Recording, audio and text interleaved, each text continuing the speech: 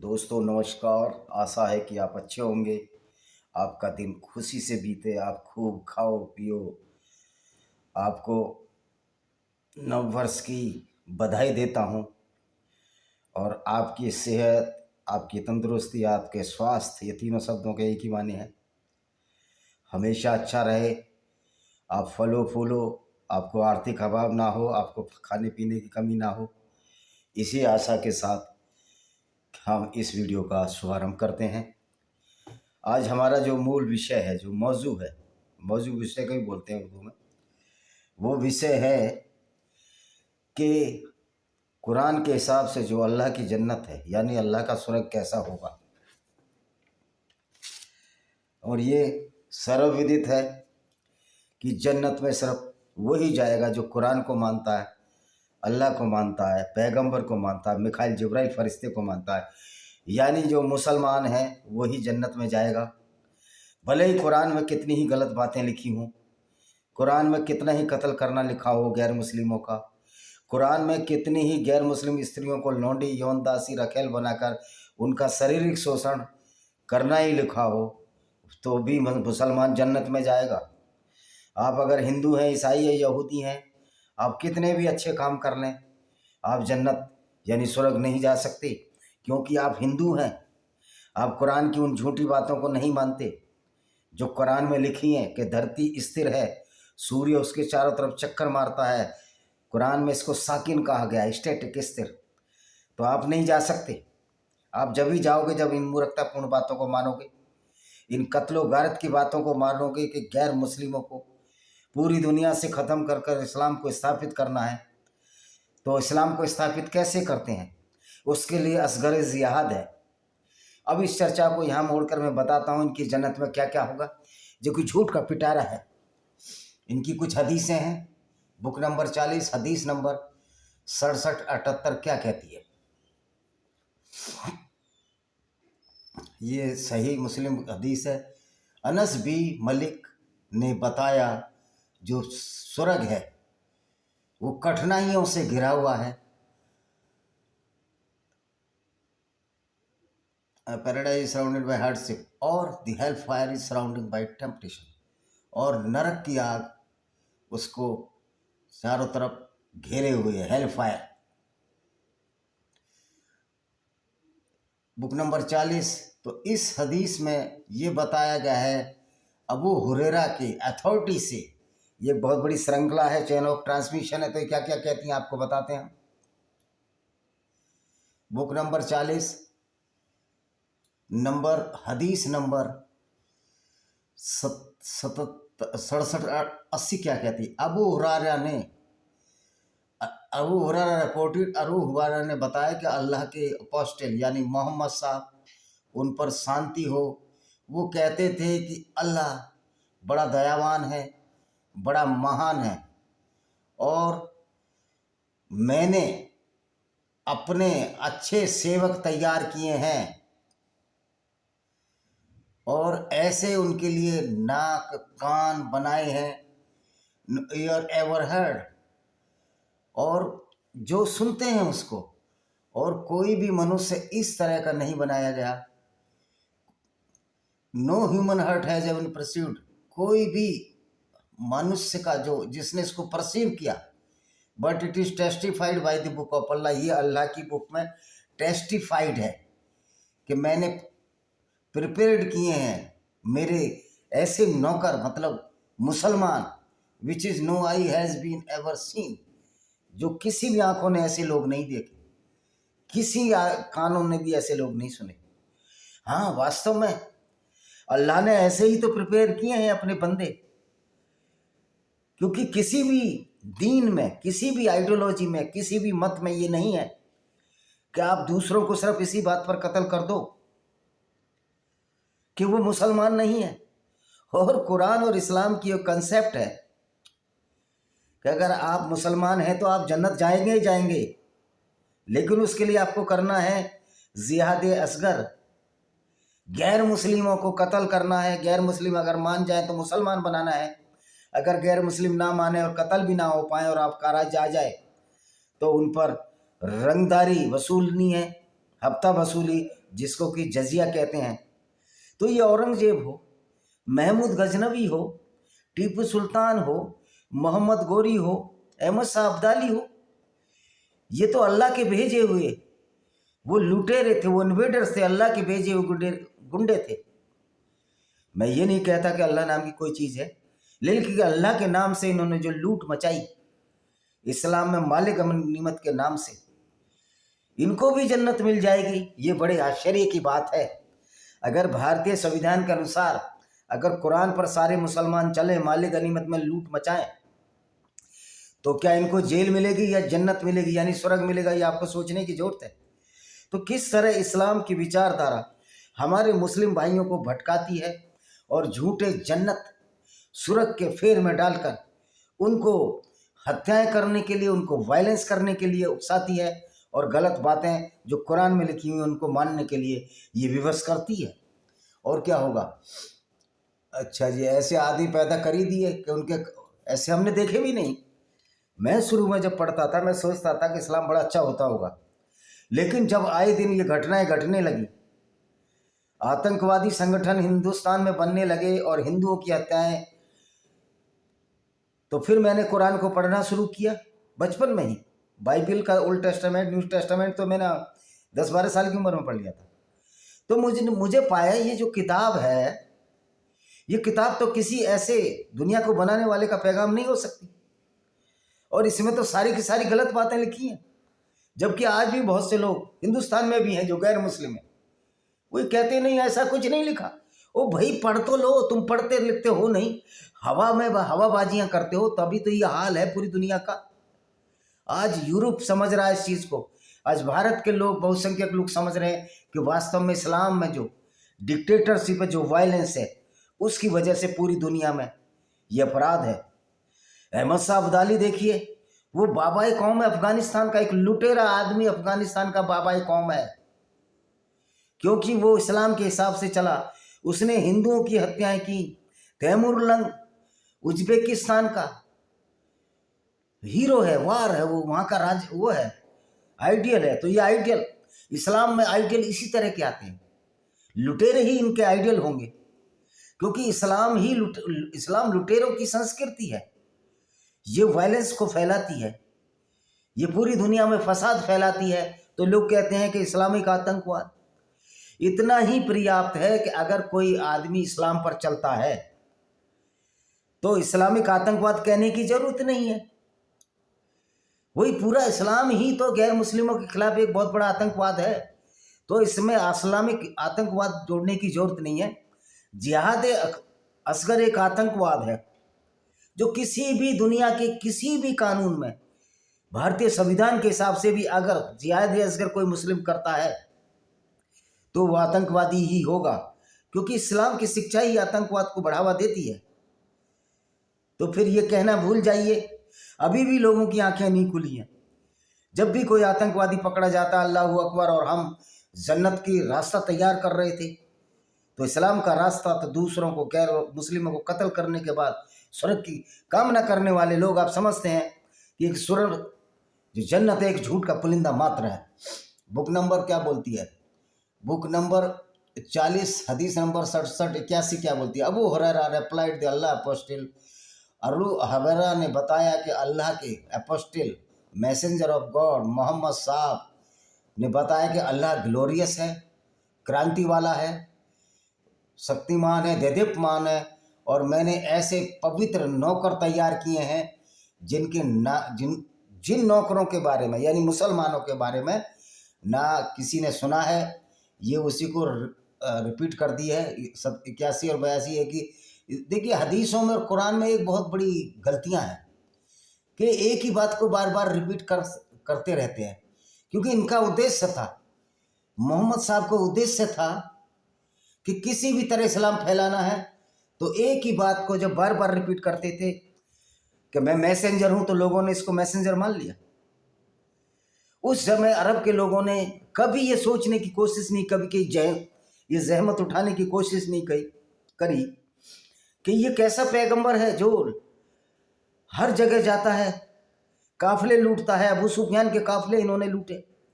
उसके बाद जो ट्रेंच वार हुई थी वो इसीलिए हुई थी कि अबू सुफियान के काफिले लूटने की कोशिश की मोहम्मद ने। बाकी यही वार ऐसी थी जिसमें अरब मदीना वालों पर मक्का वालों ने चढ़ाई की। बाकी जितने भी जो गजवाई हुई, जो लड़ाई हुई, जो ये गजवाई हिंद की बात करते हैं, तो गजवा का मतलब है लूटपाट करना, गैर मुस्लिमों की औरतों को लूटपाट करना। और हिंदुस्तान में भी हिंदू औरतों को लूटपाट किया। अहमद शाह अब्दाली ले गया हिंदू औरतों को काबुल के बाजारों में बेचा, तो वो इसलिए बेचा कोई इस्लाम में है। गैर मुस्लिमों को बेचना, गैर मुस्लिमों की औरतों के साथ जबरदस्ती करना, उनका मोलेस्टेशन करना इस्लाम में है, उसकी कोई सजा नहीं है। तो क्या ये गजवाए जो है, जो मोहम्मद के क्रियाकलाप हैं, आज के युग में अगर ये मुसलमान करेंगे तो जेल में जाएंगे। इनके अंदर वो इच्छा हो सकती है, जो इस्लाम को मानता है हो सकता है उस कार्य को करना चाहे। लेकिन मैं उन मुसलमानों को फिर धन्यवाद देना चाहता हूं जो हिंदू मुस्लिम भाईचारे की बात करते हैं या हिंदू और गैर मुस्लिम भाईचारे की बात करते हैं। निश्चित तौर पर उन्होंने कुरान को ठुकरा दिया है। वो मोहम्मद से बहुत अच्छे आदमी हैं, अल्लाह है नहीं, अल्लाह के बारे में तो मैं कुछ नहीं बोलूँगा। ये सब जो गप लिखी है इसके बारे में हमको बोलने की कोई वो नहीं है। तो अच्छा जी, अबू हुरैरा ने बताया कि अल्लाह, ये फिर वो रिपीट हो गई है 67-83 बुक नंबर 40 नंबर 67-83 हदीस है ये। साहिब बिन साद इबन साद रिपोर्टेड, सही बिन साद ने रिपोर्ट किया कि मैं अल्लाह के मैसेंजर मोहम्मद के साथ जा रहा था, अल्लाह उन पर शांति प्रदान करे, और उन्होंने मुझे जन्नत के बारे में बताया और कहा। तब अल्लाह के अपोस्टल ने बताया तो ये वर्ड कहे, क्या कहा? वहाँ बहुत सारी नेमतें हैं।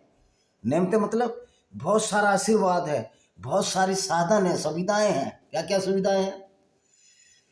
जिसको कि आंखें नहीं दे सकती, आंखें नहीं देख पाई, और कान जिसको सुन नहीं सकते, और कोई भी इंसान ऐसा नहीं है जो हमेशा ऐसा सोचे। जन्नत इस तरह की है, स्वर्ग इस तरह का कि मोहम्मद का जो जन्नत थी वो पेंडोरा था, एक खोखला पिटारा बॉक्स था, एक झूठ था, एक फरेब का था, सिर्फ अपने फायदे के लिए कि उस समय उनको किसी भी तरह लूट करनी और इस्लाम फैलाना। क्योंकि मोहम्मद जब मक्का में थे तो ईसाइयों के और यहूदियों के जलसों में शामिल होते थे, पैगंबरों की बात सुनते थे, इसलिए इनके मन में भी आया मुझे पैगंबर बनना है। और जब ये बातें इन्होंने मक्का में फैलानी शुरू की, लोगों ने इनका मजाक उड़ाया, तो ये मदीना चले गए।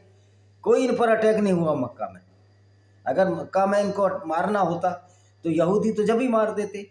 ये कहना कि मोहम्मद को मजबूरी में जाना पड़ा, मोहम्मद को मजबूरी में इसलिए जाना पड़ा कि मोहम्मद की उलझुल बातों का लोग मजाक बनाते तो विश्वास नहीं कर सकते थे, क्योंकि ये एक झूठ का कटोरा है। अच्छा जी, और इतनी वहाँ नेमतें हैं जो अल्लाह ने उनको इन्फॉर्म किया, सिर्फ मोहम्मद को बताया अल्लाह ने, और किसी को बताया ही नहीं। क्योंकि मोहम्मद ही महराज की ऐसी यात्रा पर गए थे जो बिना ऑक्सीजन में व्यक्ति चले गए। ये भी झूठ है। तो मोहम्मद झूठ बोलने में बड़े प्रवीण थे, बड़े कुशल थे, इसलिए इस्लाम एक झूठ का पिटारा है। ही देन रिसाइटेड, तब उसने बताया, no soul knows what comfort has been hidden there, कोई भी आत्मा नहीं जानती है कि उसमें कितना आराम है जन्नत में।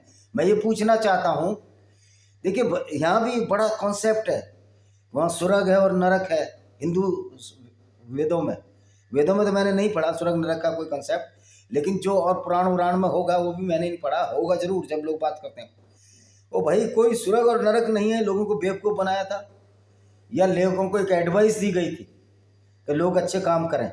लेकिन इस्लाम में तो सचमुच एक बड़ा सबज बाग दिखाया गया, वहाँ जन्नत का ऐसा रूप, हूर, मैं कल हूरों के बारे में बताऊंगा, अगर इसमें होगा नहीं हदीसों में तो ठीक है, नहीं कल बताता हूँ। ये हो गया। हाँ जी, साहब बिन शाहिद रिपोर्ट, हाँ ये तो हो गया भाई। अब अगली आयत पढ़ लेते हैं, चैप्टर 2 की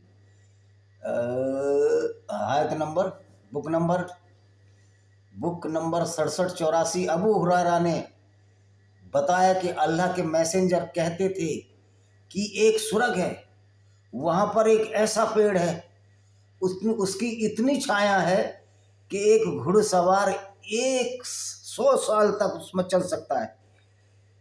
तो भाई वो पेड़ क्या मोहम्मद साहब ने देखा था क्या? और घुड़सवार 100 साल तक चलता रहेगा, तो भाई 100 साल तो घुड़सवार की उम्र ही नहीं होगी, तो मर जाएगा। घोड़ा घोड़ा तो और कम जीता है। तो इतना झूठ गढ़ा गया है पैराडाइज के बारे में, भाई गजब है। शेख चिल्ली भी इतना झूठ नहीं बोलते।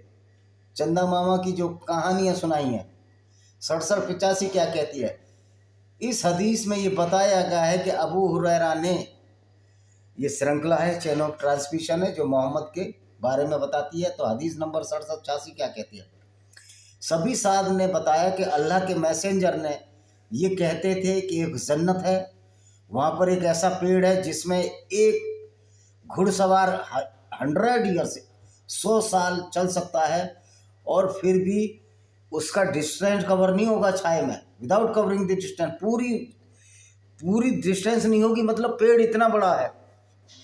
एक्चुअल में अरब में तो इतने बड़े पेड़ नहीं है, तो ये परिकल्पनाएं करते थे मोहम्मद साहब। कहते हैं ना, दिल बहलाने के लिए गालिब ख्याल बहुत अच्छा है।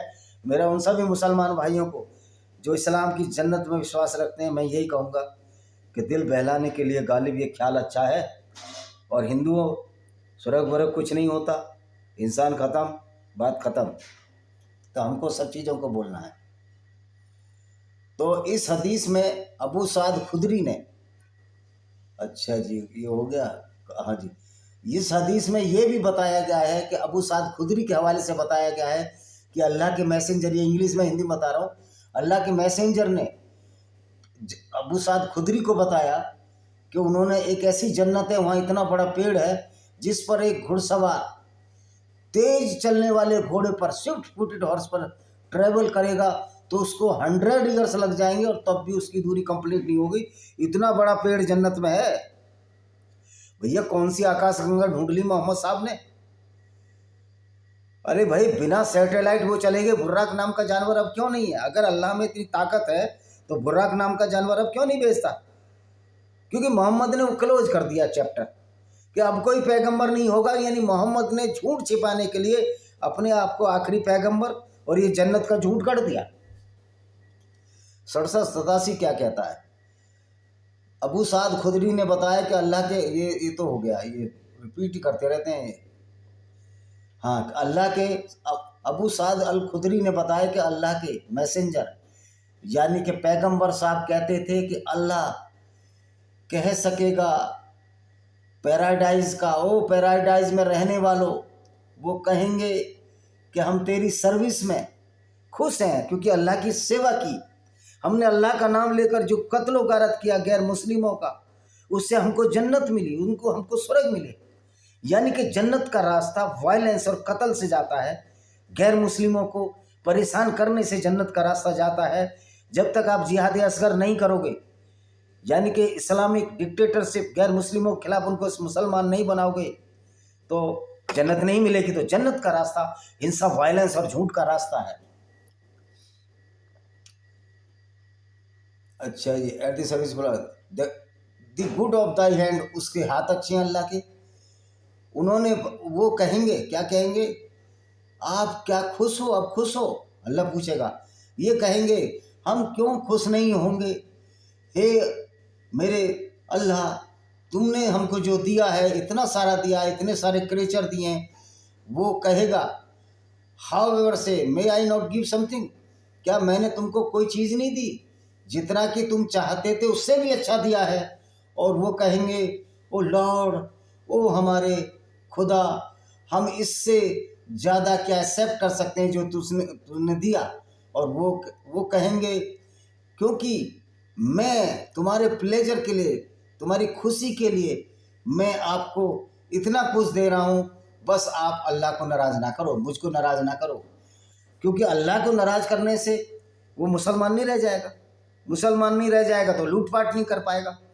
माले गनीमत के नाम पे जो इतना लूट मची भारत के मंदिरों में, ये उसी इस्लाम की प्रवृत्ति का हिस्सा था। इस्लाम लूट की इजाज़त देता है उसको, उसमें औरतें लूटने की भी इजाज़त देता है। माले गनीमत नाम का कुरान में भी जिक्र है, उसमें अल्लाह के रसूल का 20% हिस्सा। यानी कि कैसा अल्लाह का रसूल है जो 20% हिस्सा अल्लाह के रसूल को उसमें चाहिए, लूट के माल में से। ये इनकी आयत है, कुरान में आयत है। 5वां हिस्सा यानी 20%। बुक नंबर 40 67 88 क्या कहती है? सही बिन्त साद ने बताया कि अल्लाह के मैसेंजर पैगंबर साहब, ईश्वर उन पर शांति करे, वो paradise inmates of paradise looked upper apartment of paradise, जो नीचे के आसमान जन्नत वाले हैं, स्वर्ग वाले हैं, वो ऊपर के अपार्टमेंट को, पैराडाइज को देखेंगे और ऐसे देखेंगे जैसे कोई ग्रह हो, मतलब आसमान में कोई ग्रह हो। यहाँ भी गप मार दी पैगंबर ने, सूरज चांद तारों पे बोल दिया कि वहीं जन्नत होगी। हम भी मानते हैं ऊपर जन्नत है। ओ भाई, किधर भी जन्नत नहीं, कोई भी ऊपर नहीं है।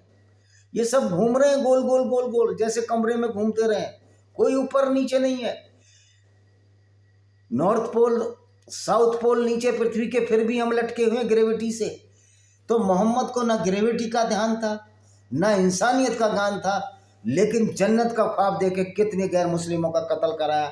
उसके लिए मोहम्मद साहब ही दोषी हैं और इनको इतिहास भी क्षमा नहीं करेगा, क्योंकि हिटलर ने तो 50 लाख यहूदी मारे, लेकिन मोहम्मद की इन झूठी शिक्षाओं से, जन्नत के फरीब बाग से करोड़ों लोगों का खून हुआ जो कि इस्लाम को नहीं मानते थे, और आपस में भी ये लड़े शिया सुन्नी के नाम पर।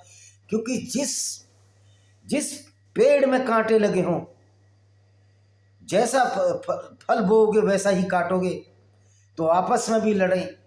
निश्चित तौर पर अगर पूरी दुनिया में इस्लाम फैल जाता तो ये दुनिया बचती ही नहीं। फिर शिया सुन्नी के नाम से लड़ते और 72-73 फिरके में एक जन्नत में जाएगा, उसके लिए भी तलवारें चलती।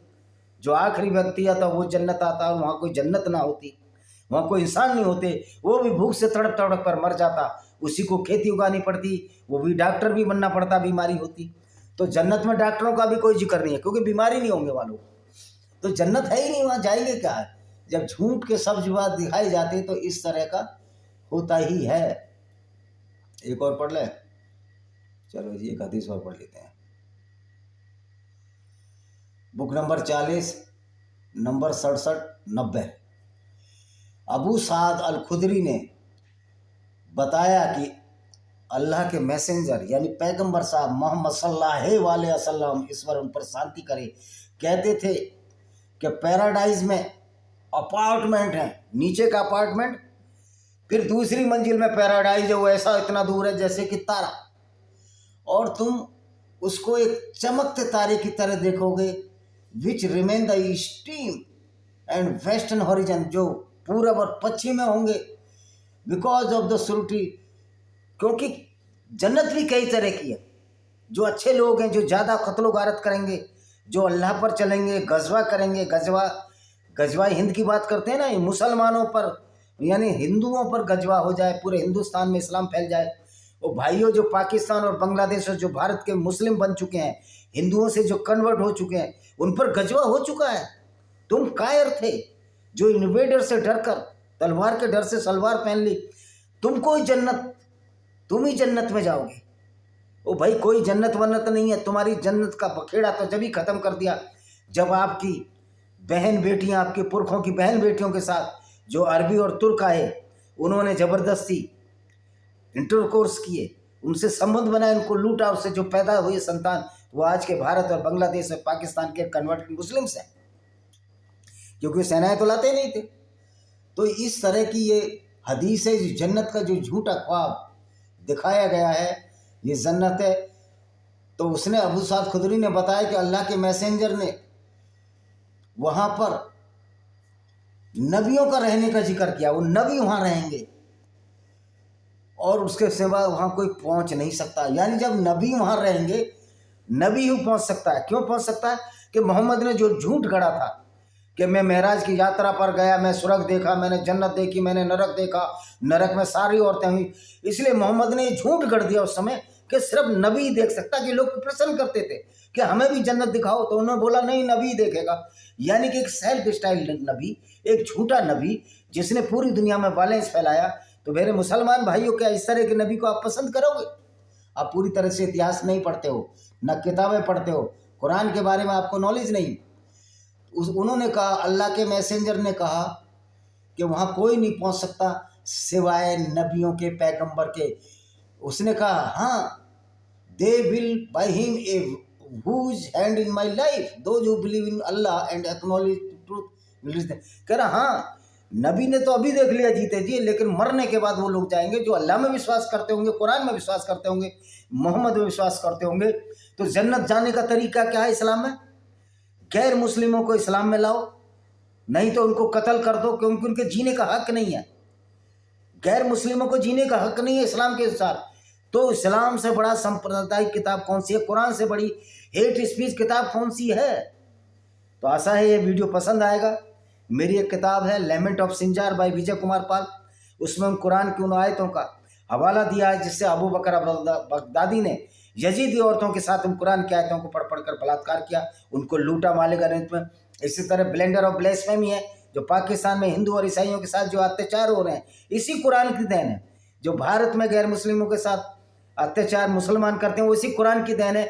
उसके लिए मैंने किताब लिखी है invaders and hidden facts by Vijay Kumar Pal, discriminated Hindus by Vijay Kumar Pal, lost paradise Kashmir by Vijay Kumar Pal, और जौहर जिसमें हमारे हिंदू रानियों का, हिंदू औरतों का अपनी इज्जत बचाने के लिए चलना था, क्योंकि इस्लाम में ये रवायत है, इस्लाम में ये ऑर्डर है अल्लाह का कि आप गैर मुस्लिम औरतों को लूट कर उनके साथ बलात्कार कर सकते हो। तो ये जौहर है। तो मैंने इस तरह 6 किताबें बताई, 4 और है। उन किताबों को जब रेफरेंस आएंगे उन किताबों के बताऊंगा। आशा है कि वीडियो पसंद आएगा। वीडियो को शेयर करें, चैनल को सब्सक्राइब करें, बेल आइकन दबाएं। भाई चैनल को सब्सक्रिप्शन जरूर दिया कीजिए, जिससे हमारा मनोबल बढ़े, और इसको शेयर भी कर दिया करिए। इसी के साथ हम इस वीडियो को विराम देते हैं। वंदे मातरम, जय हिंद, आपका दिन शुभ हो।